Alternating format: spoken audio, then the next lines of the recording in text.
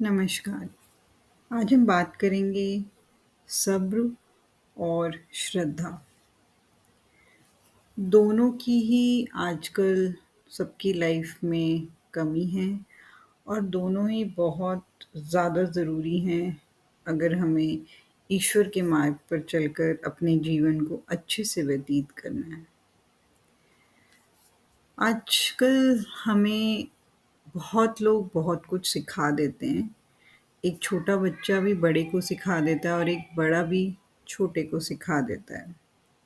छोटा बच्चा बड़े के लिए पेशेंस सिखा देता है और बड़ा जो है वो उसके लिए छोटे के प्रति श्रद्धा दिखा देता है।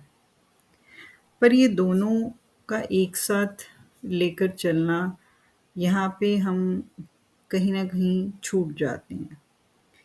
कभी हमारी श्रद्धा को खींच के ले जाते हैं तो हमारा सब्र ख़त्म हो जाता है। सब्र है तो श्रद्धा नहीं होती। जैसे कि अगर आप किसी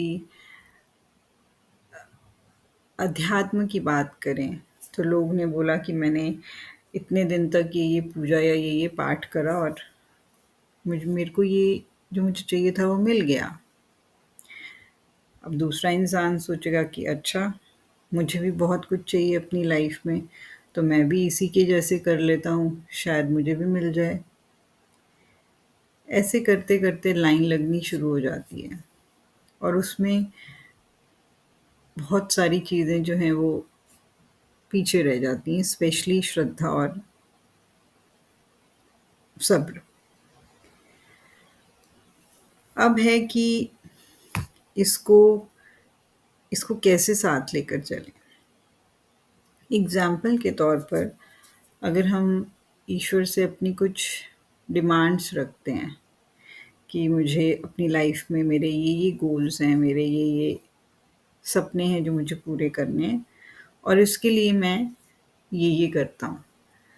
मेहनत भी और आपका पूजा या पाठ जो भी। अब वो चीज़ आपको नहीं मिली तो और वहीं आपको पता लगा कि दूसरे इंसान को तो इसने यही सेम चीज़ की था और उसको मिल गया, तो वहाँ पे आपका सब्र टूट जाएगा। आप बहुत चिल्लम-चिल्ली करने लगेंगे कि अरे! मुझे क्यों नहीं मिला?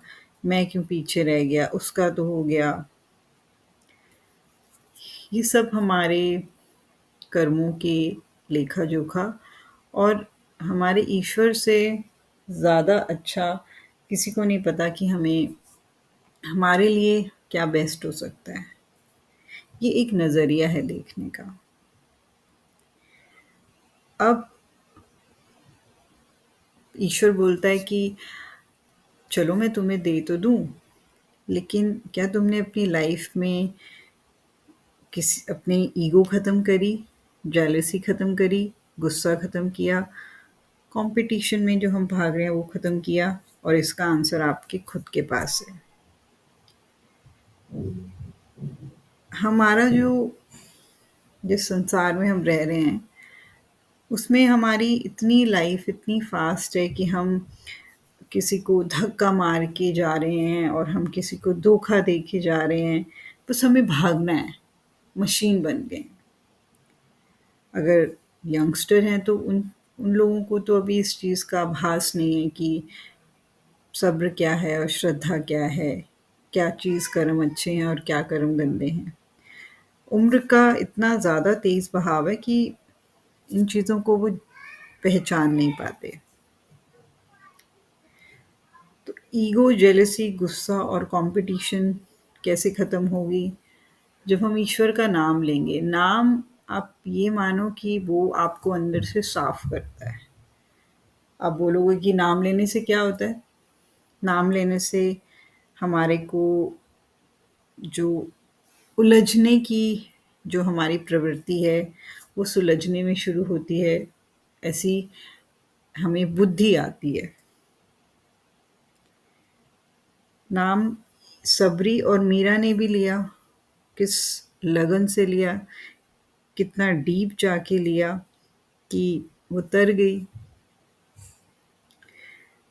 नाम लेने से हमारा दुनिया में तो अपलिफ्टमेंट होता ही होता है, आध्यात्मिक तौर से भी अपलिफ्टमेंट होता है। तो अगर ईश्वर हमारी कोई चीज़ हमें नहीं दे रहा, तो हमें उसके लिए पेशेंस रखना चाहिए, श्रद्धा भाव रखना चाहिए। अगर वो नहीं मिला, तो ज़रूर हमारे लिए कुछ ना कुछ बेहतर होगा। ये एक लाइन पढ़ना, सुनना इतना ज़रूरी नहीं है जितना समझना ज़रूरी है। क्योंकि जब आप इस चीज़ को समझोगे, जब आप इस चीज़ को स्पॉन्ज की तरह एब्ज़ॉर्ब करके अपने अंदर उतारोगे, तो आपको इसका असली मतलब पता लगेगा कि ये कितना ज़रूरी है। नाम लेने से टिपिकल जो सिचुएशन होती है लाइफ में, उसमें आपको एक एनर्जी मिलेगी और धीरे-धीरे ना ये हो जाता है कि देखो मैंने तो अपना 200% किया, अब भगवान आप देख लेना, और वो हमेशा देखते हैं, वो आपके साथ हैं हमेशा। ऐसा कभी नहीं है कि उन्होंने आपको बस जन्म दे के और छोड़ दिया है, नहीं। चाहे आप उनको मानो या ना मानो, वो हमेशा हर कदम पे हमारे साथ हैं। हमें चेक कर रहे हैं, हमें जज कर रहे हैं। तो इसलिए हमें कहा जाता है कि हमें अपने कर्म अच्छे करने चाहिए, हमारे भाव अच्छे होना चाहिए। जो भी हम कार्य करें, हम वो धर्म के अकॉर्डिंगली करें कि नहीं ये मेरा धर्म है, मुझे बाकी किसी चीज़ से फ़र्क नहीं पड़ता, मुझे मेरा धर्म का के अनुसार चलना है। अपनी लाइफ में उन चीज़ों की वैल्यू को डालो जो चीज़ें आपकी ज़रूरी हैं। लाइफ में वो चीज़ें नहीं चलती जिनकी वैल्यू नहीं है। अब हम अपने घर में सब सफाई करते हैं, सफाई में डेली कूड़ा बाहर निकालते हैं। ऐसे ही हमें अपनी मन की सफाई करनी है। मन की सफाई में हमें ईगो, हमें अपना गुस्सा, हमें अपनी जेलसी, ये सब बाहर निकालना है रोज़। सोने से पहले, सोने के बाद आप खुद अपना एनालाइज़ करो कि मेरे से आज कहाँ गलती हुई। इससे आपको एक रास्ता आपका क्लियर होगा। आप ये देखेंगे कि प्रॉब्लम जो आ रही है, वो प्रॉब्लम को कैसे सॉल्व करना है, और आप अपनी लाइफ में अच्छे से, लाइफ का मतलब है, भगवान ने लाइफ इसलिए दी है कि हम अच्छे कर्म करें, एन्जॉय करें अपनी लाइफ में।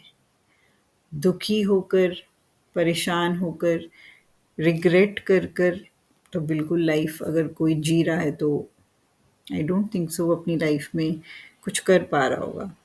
एक दूसरे का सहारा बने, क्योंकि जो हमारा मनुष्य जन्म है, वो हमें अपलिफ्टमेंट करने के लिए मिला है कि अपना सुधार करें। लेकिन हम यहाँ की मोह, माया इनमें लगे रहे, तो हमारा जीवन पहले भी कितना नष्ट हुआ और आगे और भी नष्ट होगा, उसकी तो हम कल्पना भी नहीं कर सकते। मेरी कोई बात अगर किसी को बुरी लगी हो तो क्षमा। आई होप कि मैं आपकी लाइफ में कुछ वैल्यू ऐड कर पाई। नमस्कार।